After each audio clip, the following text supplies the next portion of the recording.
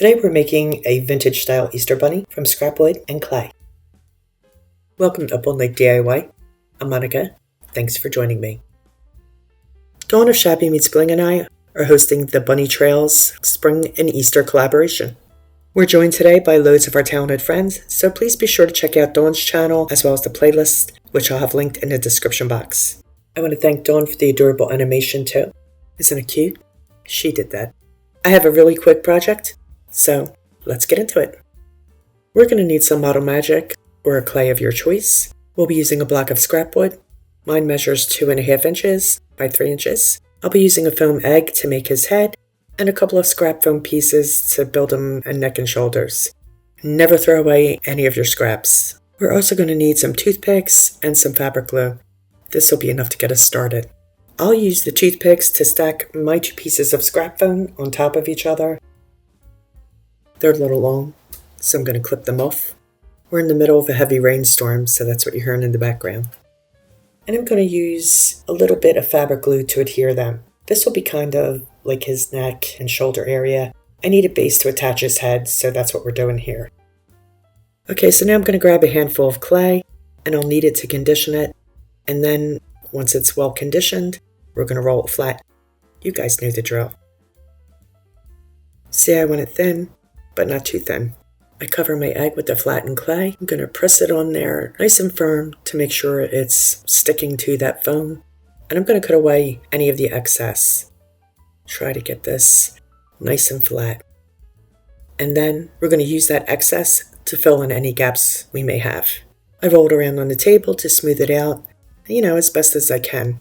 And we're going to keep going until the egg is completely covered. I use the rest of the flattened clay to cover the scrap styrofoam. And again, I'm going to do my best to get it nice and smooth. But for the most part, once it's attached, we won't really see it.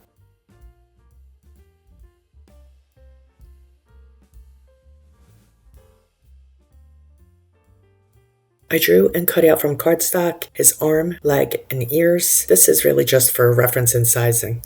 I rolled out a ball of clay, which we're going to use to create his legs. So I'm going to narrow one end of the ball of clay, leaving a rounded end at the top. As I roll, I'm just focusing the pressure at the one end to elongate it.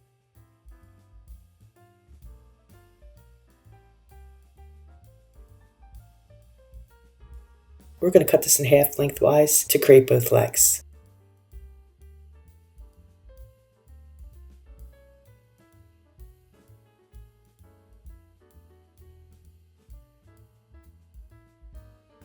And now we're going to put a little crook in the narrow end, creating his foot. And we're going to do the same on the other leg. However, we want the angle on the other leg to go the opposite direction. See what I'm saying? This is because I want that flat part of the leg to go up against the wood. There we go. We're good to go. To create his arms, we're basically going to repeat the last step. Roll a ball of clay, elongating the one end, and we're going to cut it in half.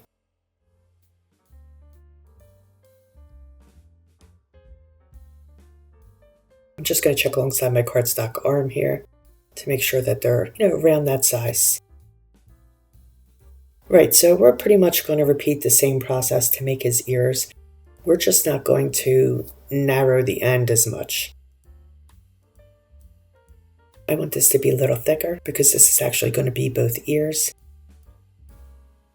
This time, instead of cutting in half, I'm going to add an impression down the center using my tool here to give me a little bit of a gully to define both ears. You feel me?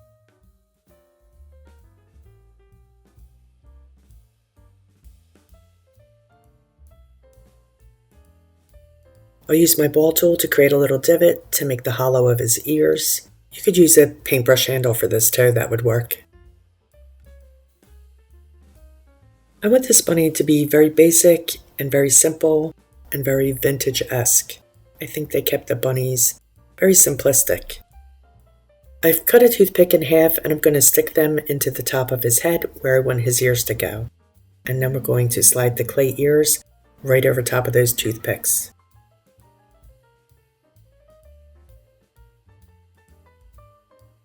I'll use the handle of my tool to roll over the seams of the clay to incorporate the ears with the clay on the head. And again, a paintbrush handle works perfectly well for this. We just want to make sure that they're well incorporated and really stuck on there. He's going to get really basic, simple round eyes. So I'll roll a small ball of clay, which I'm going to cut in half so that I have 2 even amounts of clay, and I'm going to roll those into 2 smaller balls. I'll press those into place, and I'll incorporate them again using the handle of my tool.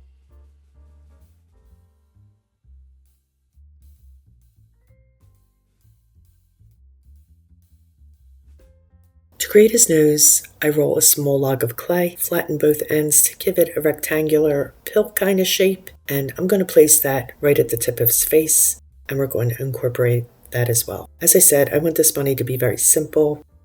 You know, a very simple face, because I find that those older vintage bunnies really tend to be very simplistic, and yeah, that's it. Simplistic. I'm going to use my tool here to score in a wee mouth just below his nose, and I'm also going to give him some eyebrows, just making a light impression above his eyes. There we go.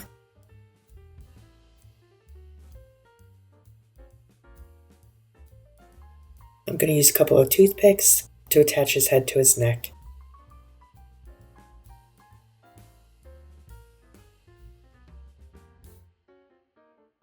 Once again, I'm going to roll a small log of clay, which we're going to use to fill in the gap between his head and his neck. I'm just going to push that in there with my fingers and my ball tool to kind of force it into that groove, rolling over it to smooth it out.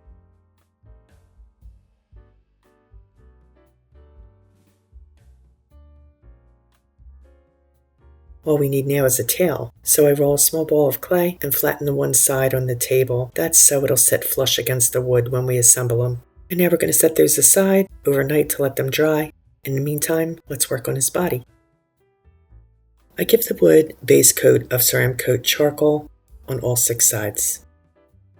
Once that application is dry, I'll go over top with a very slapdash coat of Americana Bleached Sand, which is like a really pretty vintage white color. I want a wee bit of that charcoal paint to show through, so I'm doing this very loosely, and like I said, slapdash.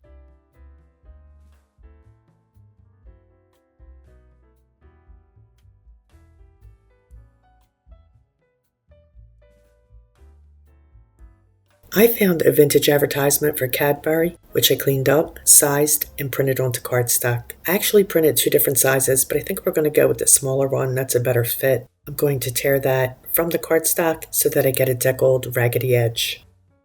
I made a printable for you guys. You'll find the link in the description box in case you want to make your own or you want to use this in some other project.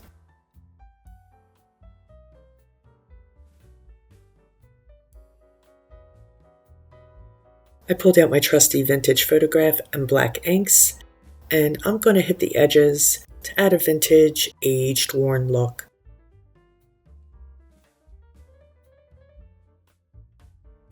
And I'm thinking I'm going to add a little bit of the inks around the edge of the wood block where we're going to be attaching the ad. I think this will help it blend together better. Of course, you could do this with paint too, but since I have the ink on hand, we're going to take advantage.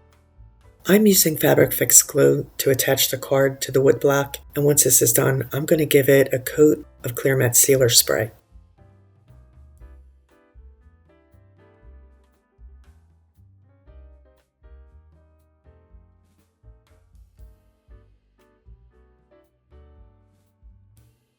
Now that the clay has sat and dried overnight, it's time to paint. So I'm going to give each piece a base coat of Ceramcoat charcoal.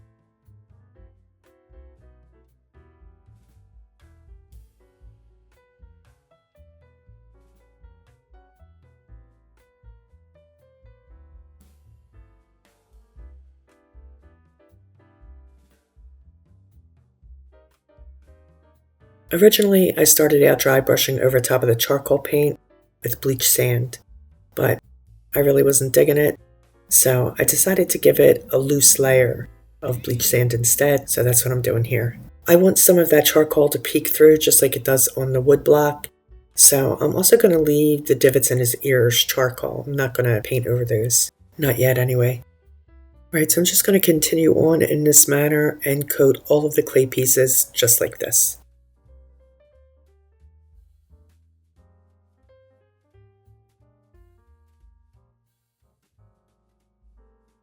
I will give the inside of his ears a very sketchy coat of Americana blush pink, again leaving some of that charcoal visible.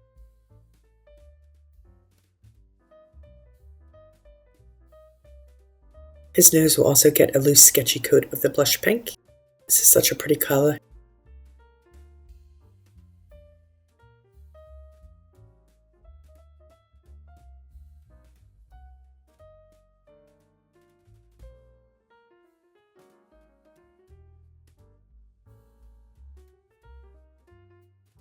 I'm going to clean up his eyes by giving them a second coat of charcoal. I got a lot of the bleached sand on them when I was painting. No biggie. Easy fix, right?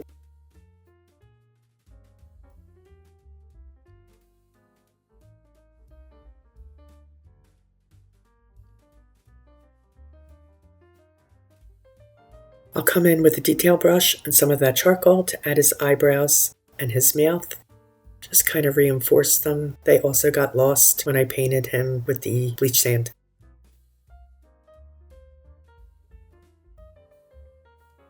I dot his eyes with Ceramcoat Spice Brown, using the end of a dowel to do this. And then we're going to add 2 wee bleached sand dots to his eyes for highlights. You gotta always add highlights. They add a little life, a little lift. You know what I'm saying? To give him a bit more of an aged look, I'm going to lightly dry brush with Americana Oyster Beige. This is going to be really hard for you guys to see because it's only like a shade darker than the bleached sand, and it's not really showing up on camera. But I did go over all of the pieces and dry brushed them just like this. It's really just very subtle, so you kind of have to see it in person, I think, to appreciate it. Using my dirty brush, I'm going to add a layer of dry brushing using Americana Honey Brown. This will add a little bit of a sepia tone to him, and again, I'm going to do this to all the clay pieces. And I just want to mention this in case you don't know. When I say I'm using my dirty brush, it means that I haven't cleaned the last color from the brush before loading with the new color.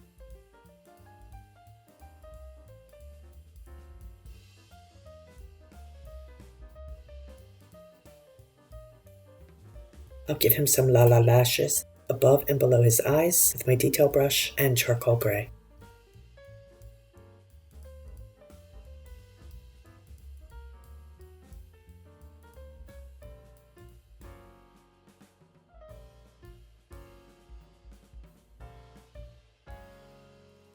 I'm also going to extend his mouth with the charcoal gray. I think it needs a little something there. I'm not digging that straight line mouth.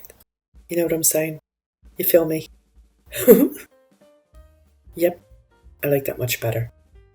I did dot wee freckles alongside his nose, right there. You know, where whiskers would go. We're not giving this guy whiskers, but just for aesthetics.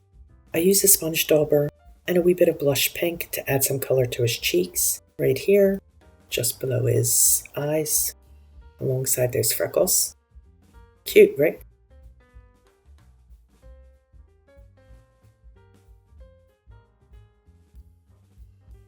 He's not looking quite as antique as I'd like him to, so I'm pulling out my FolkArt floating medium. I'm going to get a healthy coat on my brush, dip the corner of my brush into the honey brown paint, stroke it on my plate to load the bristles, and I'm going to shade around his features.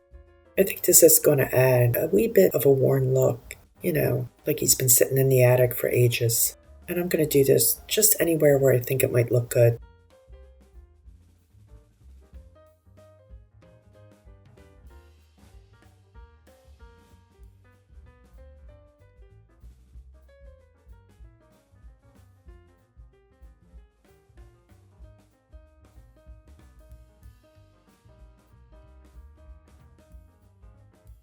I'm going to shade down the center of his ears, this time with charcoal. I've loaded my brush the same way as I did with the honey brown, so I'm filling in that gully area. That's a little heavy, so I'm going to come in with a paper towel and just wipe it back a wee bit so that it's a little more subtle.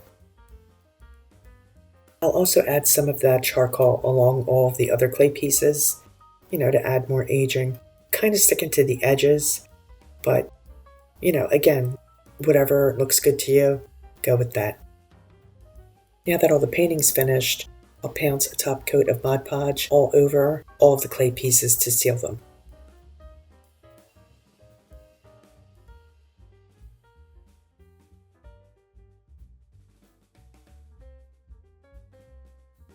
have some grunged up scraps of fabric. I'm going to glue one piece around his neck to make him a little collar. Just going to use some hot glue and a little bit of fabric glue here. We'll be attaching a bow to this in a moment or two. This is also going to help, hide where we connected his head to his shoulders. I'll use both FabriFix and hot glue to attach his head and shoulders to the top of the block.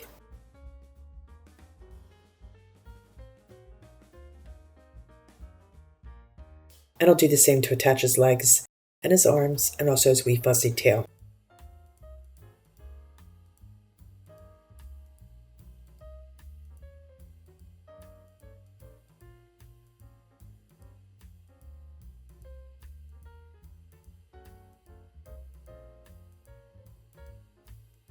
We'll make him a wee shabby bow by folding the fabric over itself 3 times. I'm going to use some grungy muslin as well as some grungy harlequin fabric strips. I'm going to stack the harlequin on top of the muslin, and I'll use a pipe cleaner to twist these together, and then we'll fluff it open, get us a nice bow going.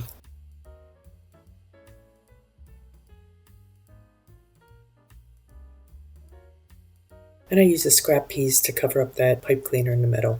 I want to hide that. Before I attach the bow, I want to create some tails. So I'll crisscross scraps, make like an awareness ribbon type thing going on. And I'm going to glue those together, and then we'll glue them to the collar. Just love a good shabby bow, don't you? Again, I'm using a little bit of hot glue and a little bit of FabriFix to attach the tails right there down the center. I hot glue a gem to the center of the bow, and then I am going to glue the bow to the tails.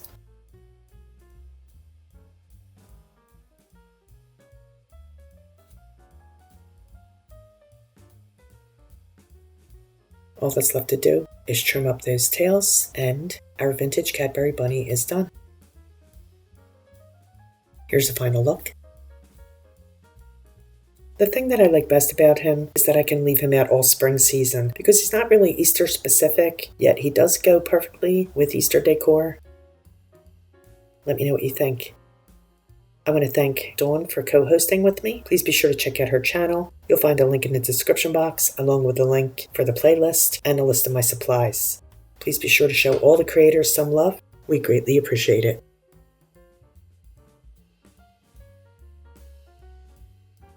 Please like, share, comment, and subscribe, and all that good stuff. Stay creative, my friends. Thanks for hanging with me. See you next time. Up all night with Monica.